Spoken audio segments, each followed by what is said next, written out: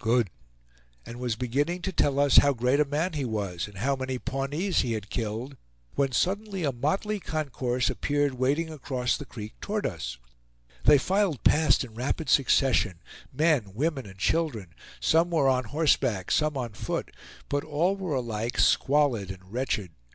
Old squaws mounted astride of shaggy, meager little ponies, with perhaps one or two snake-eyed children seated behind them, clinging to their tattered blankets. Tall, lank young men on foot, with bows and arrows in their hands, and girls whose native ugliness not all the charms of glass beads and scarlet cloth could disguise, made up the procession, although here and there was a man who, like our visitor, seemed to hold some rank in this respectable community.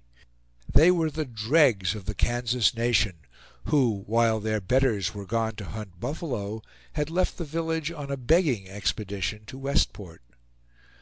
When this ragamuffin horde had passed, we caught our horses, saddled, harnessed, and resumed our journey. Fording the creek, the low roofs of a number of rude buildings appeared, rising from a cluster of groves and woods on the left; and riding up through a long lane, amid a profusion of wild roses and early spring flowers, we found the log church and schoolhouses belonging to the Methodist Shawanoe mission. The Indians were on the point of gathering to a religious meeting. Some scores of them, tall men in half-civilized dress, were seated on wooden benches under the trees, while their horses were tied to the sheds and fences. Their chief, Parks, a remarkably large and athletic man, was just arrived from Westport, where he owns a trading establishment. Beside this, he has a fine farm and a considerable number of slaves. Indeed, the Shawanoes have made greater progress in agriculture than any other tribe on the Missouri frontier, and, both in appearance and in character, form a marked contrast to our late acquaintance, the Kansas. A few hours' ride brought us to the banks of the river Kansas. Traversing the woods that lined it, and plowing through the deep sand, we encamped not far from the bank, at the lower Delaware crossing. Our tent was erected for the first time on a meadow close to the woods, and the camp preparations being complete, we began to think of supper. An old Delaware woman of some 300 pounds weight sat in the porch of a little log house close to the water, and a very pretty half-breed girl was engaged, under her superintendence, in feeding a large flock of turkeys that were fluttering and gobbling about the door. But no offers of money or even of tobacco could induce her to part with one of her favorites, so I took my rifle to see if the woods or the river could furnish us anything. A multitude of quails were plaintively whistling in the woods and meadows, but nothing appropriate to the rifle was to be seen, except 3 buzzards seated on the spectral limbs of an old dead sycamore that thrust itself out over the river from the dense sunny wall of fresh foliage. Their ugly heads were drawn down between their shoulders, and they seemed to luxuriate in the soft sunshine that was pouring from the west. As they offered no Epicurean temptations, I refrained from disturbing their enjoyment, but contented myself with admiring the calm beauty of the sunset, for the river, eddying swiftly in deep purple shadows between the impending woods, formed a wild but tranquilizing scene. When I returned to the camp, I found Shaw and an old Indian seated on the ground in close conference, passing the pipe between them. The old man was explaining that he loved the whites, and had an especial partiality for tobacco. Delorier was arranging upon the ground our service of tin cups and plates, and as other viands were not to be had, he set before us a repast of biscuit and bacon, and a large pot of coffee. Unsheathing our knives, we attacked it, disposed of the greater part, and tossed the residue to the Indian. Meanwhile, our horses, now hobbled for the first time, stood among the trees, with their forelegs tied together, in great disgust and astonishment. They seemed by no means to relish this foretaste of what was before them. Mine in particular had conceived a moral aversion to the prairie life. One of them, christened Hendrick, an animal whose strength and hardihood were his only merits, and who yielded to nothing but the cogent arguments of the whip, looked toward us with an indignant countenance, as if he meditated avenging his wrongs with a kick. The other, Pontiac, a good horse, though of plebeian lineage, stood with his head drooping, and his mane hanging about his eyes, with the grieved and sulky air of a lubberly boy sent off to school. Poor Pontiac! His forebodings were but too just, for when I last heard from him he was under the lash of an Ogallalla brave on a war party against the Crows. As it grew dark and the voices of the whippoorwills succeeded the whistle of the quails, we removed our saddles to the tent to serve as pillows, spread our blankets upon the ground, and prepared to bivouac for the first time that season. Each man selected the place in the tent which he was to occupy for the journey. To Delorier, however, was assigned the cart, into which he could creep in wet weather, and find a much better shelter than his bourgeois enjoyed in the tent.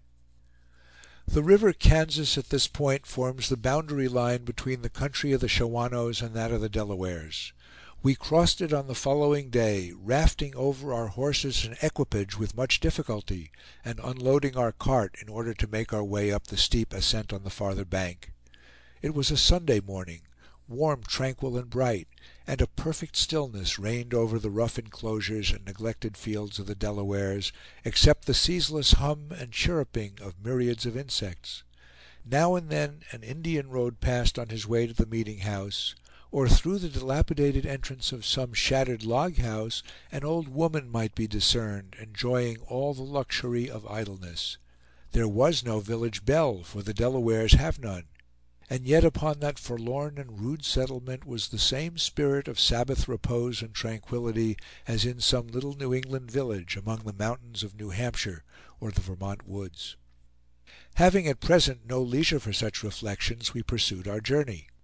A military road led from this point to Fort Leavenworth, and for many miles the farms and cabins of the Delawares were scattered at short intervals on either hand. The little rude structures of logs, erected usually on the borders of attractive woods, made a picturesque feature in the landscape, but the scenery needed no foreign aid.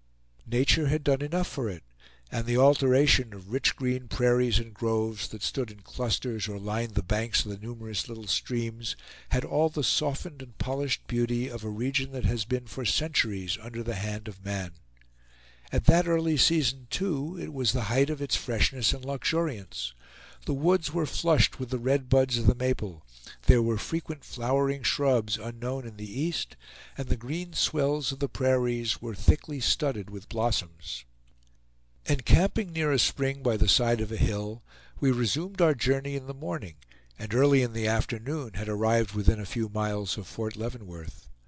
The road crossed a stream densely bordered with trees and running on the bottom of a deep woody hollow.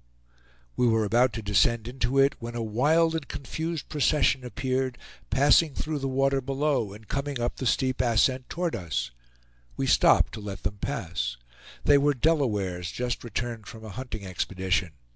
All, both men and women, were mounted on horseback, and drove along with them a considerable number of pack mules, laden with the furs they had taken, together with the buffalo robes, kettles, and other articles of their traveling equipment, which, as well as their clothing and their weapons, had a worn and dingy aspect, as if they had seen hard service of late. At the rear of the party was an old man, who, as he came up, stopped his horse to speak to us. He rode a little tough shaggy pony, with mane and tail well knotted with burrs, and a rusty Spanish bit in its mouth, to which, by way of reins, was attached a string of rawhide. His saddle, robbed probably from a Mexican, had no covering, being merely a tree of the Spanish form, with a piece of grizzly bear's skin laid over it, a pair of rude wooden stirrups attached, and in the absence of a girth, a thong of hide passing around the horse's belly. The rider's dark features and keen, snaky eyes were unequivocally Indian. He wore a buckskin frock, which, like his fringed leggings, was well polished and blackened by grease and long service, and an old handkerchief was tied around his head. Resting on the saddle before him lay his rifle, a weapon in the use of which the Delawares are skillful, though from its weight the distant prairie Indians are too lazy to carry it. "Who's your chief?" he immediately inquired. Henry Chatillon pointed to us. The old Delaware fixed his eyes intently upon us for a moment, and then sententiously remarked, "No good, too young." With this flattering comment he left us, and rode after his people. This tribe, the Delawares,